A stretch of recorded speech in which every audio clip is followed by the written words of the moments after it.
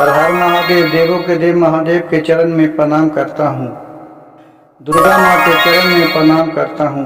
सरस्वती माँ के चरण में प्रणाम करता हूँ। गणेश भगवान के चरण में प्रणाम करता हूँ। गुरु भाई गुरु बहनों के चरणों में प्रणाम करता हूँ। देखिए गुरु भाई गुरु बहन, एक दिन भोलेनाथ से पार्वती जी क्या कर रहे हैं। कहानी भजन बहुत ही सुंदर और अच्छा है। कृपया भजन को बीच में और कथा कहानी को छोड़ने का गलती मत कीजिएगा। कथा कहानी इस भजन को पूरा अंत तक सुनिएगा, तभी इसका रहस्य आपको मालूम होगा और भोलेनाथ की कृपा आपके ऊपर बरसते रहेगा। आज हो गुरु भाई, यह पूर्वजे पहले की ही बात है कि जब आज भी किसी औरत हो तो चाहती है जब कि हमारे पति अच्छे से पहने ओढ़े रहे, तनी देखने में सबके मुकाबिल अच्छा रहे। कितनन को जो पति है जो जैसा ही पाते हैं वैसे भुसुन रहते हैं, और औरत बहुत ही रहती है जो कि वो चारों पट्टी से सजल हुई रहती है, तो उसे देखने में अच्छा नहीं लगता है।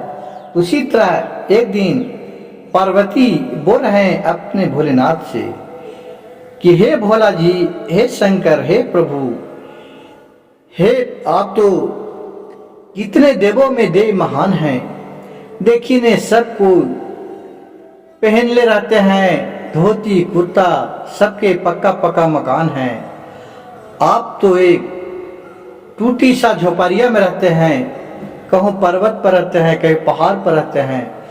आपको तो कहूँ घर ही द्वार नहीं है। बरसात में ठंडा लगता है, बारिश होता है, क्यों ना आप भी एक महल बनवा लेते। आप भी, हमको भी मन करता है कि आपके साथ महल में रहूं। दोनों में बहुत वार्तालाप होने लगे, शंकर जी में पार्वती जी में। तो पार्वती जी फिर बात पे बात कहते कहते शंकर जी को कहें कि देखिए भोलेनाथ, आप तो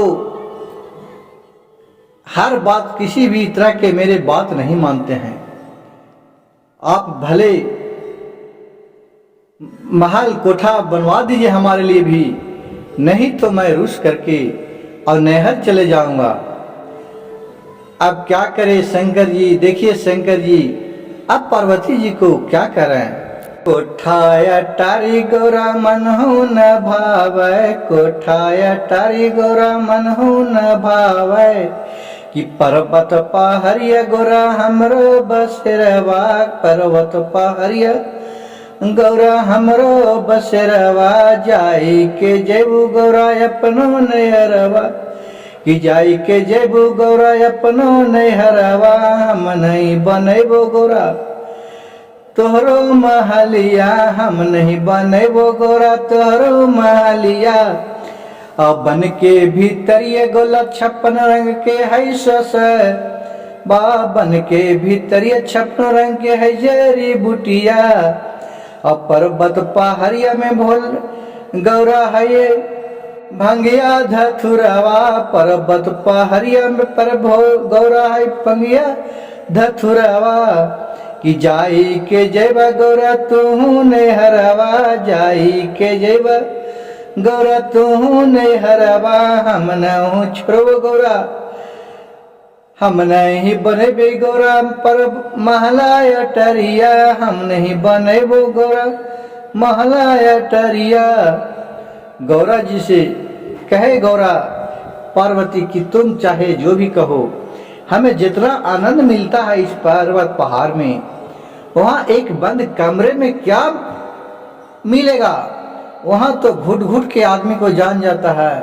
यहाँ हर एक तरह के वनस्पति जीव पाए जाते हैं। पर्वत पहाड़ पर सुंदर सुंदर वातावरण रहता है जंगल में, इसीलिए हम महल नहीं बनाते हैं, हम पर्वत पहाड़ पर बसेरा लेते हैं।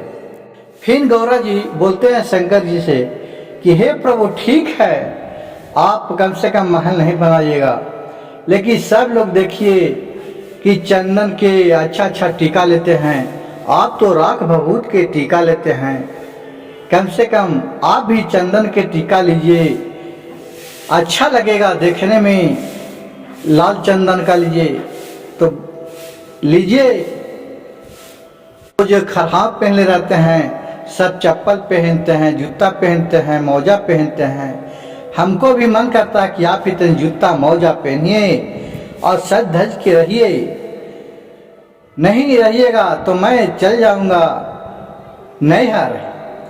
तो शंकर जी फिर बोल रहे हैं कि जाए के जयभू गौरा अपनी नैहरवा, जाए के जयभू गौरा अपनी नैहरवा, हम नहीं पहनम गौरा जूता यो मोजवा, हम नहीं पहनम गौरा जूता चपलवा, कि हम नहीं लगे वो गोला गौरा मथवा में टिकवा, हम नहीं लगे गोला चंदन के टिकवा, अधुनी रमबे गौरा यही हम हाई सबसे प्यारे, रखिया भभूत गौरा हमरो शरीर क्या है अच्छा के लिए, रखिया भभूत गौरा है स्वास्थ्य अच्छा के लिए, इस में पावल जाए गौरा अनेक रंग के शक्तिया, इनमें पावल जाए गौरा अनेक रंग के शक्तिया, और चंदन के टिकवा में बहुत है केमिकलवा, चंदन के टिकवा में बहुत है केमिकलवा, कि चाहे तो रुसवा गौरा जयवा नैहरवा, हम नहीं लगे भी गौरा। और चंदन के टिकवा बोल रहा है कि गौरा जी आप कहते हैं ना कि राख भभूत के टीका नहीं लगाइए, जूता पहतावा पहनिए, चप्पल पहनिए, ये सब पहनने से आदमी का आयु कमता है, आँख का रोशनी भागता है। हमें तीनों त्रिलोक में देखना है, सबको रक्षा करना है। अगर मैं ही मेरे ही आँख से नहीं लौकेगा तो मैं अपने सेवक को कैसे रक्षा करूंगी। और मैं जो खरहाव पहनता हूँ वो लकड़ी का खरहाव है, चंदन का, उससे सदैव आँख का रोशनी रहता है बना हुआ, कांटा कुछ नहीं करेगा। गुरु भाई गुरु बहन देखिए, आजकल भी जो बड़े बड़े महात्मा हैं, ऋषि हैं, वो खरहाव पहन के, बड़े बड़े पहले राजा रहते थे, वो खरहाव पहन के चलते थे। तो खरहाव में जो शक्ति है, जो आजकल के जूता चप्पल में कहाँ शक्ति है, ये सब तो एक कांटा अंदर से गरा, एक काटी गरी घूप के अंदर पैर में चलाएगा। लेकिन जब लकड़ी का खरहाव रहता है, उस लोहा पर भी चढ़ जाइए, कांटा भी चढ़ जाइए तो कांटा कुछ मुड़ जाता है, लेकिन वो खरहाव के अंदर प्रवेश नहीं करता है। भले चलने में कुछ बैलेंस को बनाने पड़ता है, जिस तरह जूता चप्पल भी बनाने पड़ता है। और जो लीलार में आप बोलती है कि टीका लगाइए, तो टीका भी केमिकल से बना हुआ रहता है। जो आज राख और भभूत में जो शक्ति है वो टीका में कहाँ शक्ति है। इसमें सदैव एकदम जिस तरह के गाय का घी रहता है, घर का घी रहता है कि उसमें कोई मिलावट नहीं रहता है, उसी तरह इस धुनी में किसी भी तरह का मिलावट नहीं है। ये पेड़ के लकड़ी को जल के बना हुआ है, इसमें अनेक तरह के शक्तियां पाया जाता है, इसीलिए मैं धुनी को लगाना नहीं छोड़ूंगा। पार्वती जी फिर बोल रहे शंकर जी से कि ठीक है भोला जी, वो भी नहीं कीजिएगा, लेकिन कम से कम आप जो मिर्गा के छाल पहनते हैं इसको आप हटा दीजिए। आप dhoti kurta shirt full pant पहन लीजिए। हमें भी लगता है कि आप तनी लोगों को जैसा शर्ट फुल पैंट पहन करके चलिए, और नहीं जाइएगा, नहीं पहनिएगा तो मैं रुस करके अपने नैहर यानी मायके में चले जाऊंगी। तो कहते हैं भोला जी कि सटाय पैट गौरा मन हो न भावई, सटाय पैट गौरा मन हो न भावई, चाहे तू जैब गौरा छुर के रुस के नैहरवा, चाहे तू जैब गौरा रुस के नैहरवा, हम नहीं छोड़म गौरा मिर्गा के छलवा, हम नहीं छोड़म गौरा मिर्गा के छलवा। कहते हैं हे गौरा तुम बहुत जिद्दी है, जिस तरह लोगों के लिए शर्ट फुल पैंट है उसी तरह मेरे लिए मिर्गा का छाल ही अच्छा है। मैं बन के रहने वाले बनवारी हूँ, मुझे बनवारी कहते हैं। बन देख कहते हैं मैं जंगल झाड़ में रहने वाला हूँ। कहाँ मैं धोती पैंट पहनूंगा तो इधर चलूंगा तो इधर खोज लग जाएगा, फट जाएगा। और ये तो मिर्गा का छाल है कि ये बहुत बचा कर रखता है। इसलिए आजकल जो ये सब बनावटी है, कपड़ा लत्ता एक कहीं भी तन से काटा कुछ में बचता है, ये फट जाता है। इसलिए तुम चाहे जितना भी जिद कर लो, मैं तो मिर्गा के छाल नहीं पहनूंगा, मैं मिर्गा के छाल नहीं छोड़ूंगा, मैं सर्प पैंट नहीं पहनूंगा।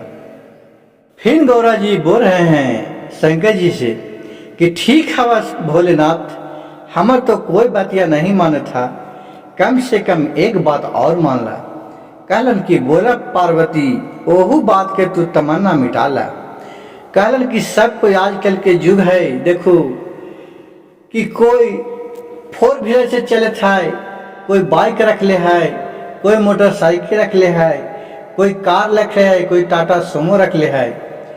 कम से कम तुहू एगो 4 चक्का गाड़ी ले ला कि तुहू तनी घूमल करा, और ना लेवा तो हम रुस के नहर चल जेबो।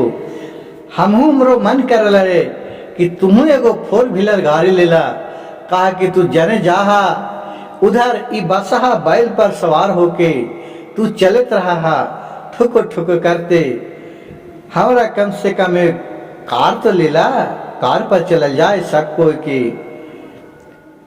कहलन की देखा गौरा, चाहे तुरसवा गौरा, चाहे तू रोबा, चाहे तुरसवा गौरा, चाहे तू रोबा, चाहे तू जयवा गौरी गौरा अपनो नैहरवा, चाहे तू जयवा गौरा अपनो नैहरवा। कारा मरसलवा गौरा मनहू न भावै, कारा मरसलवा गौरा कि मनहू न भावई। बसहा बैल गौरा हमरो सवरिया, कि बसहा बैल गौरा हमरो सवरिया। अब बछा के छोड़ के गौरा हम नहीं जे ले बई, बसहा के छोड़ के गौरा हम नहीं मार्शल कार ले वही। हमरो बजनवा गौरा आ मार्शल काला कार नहीं सहतई, हमरो बजनवा गौरा मार्शल कार नहीं सहतई। अब पेट्रोला के गंधा गौरा कहाँ से ले भाई, पेट्रोलवा के गंधा गौरा कहाँ से ले भाई। आई दो जो तो बसा बैल गौरा है वनस्पति खनवा, इनकर खनवा गौरा वनस्पति भूसा औ चोकरावा। कहन हे गौरा देखा, तू कहता कि कार मार्शल गाड़ी लेला, वो सब तो कहाँ बिगाड़ जी तो कखनी कि हमने जाकर के जंगले में अटका रह जीवा।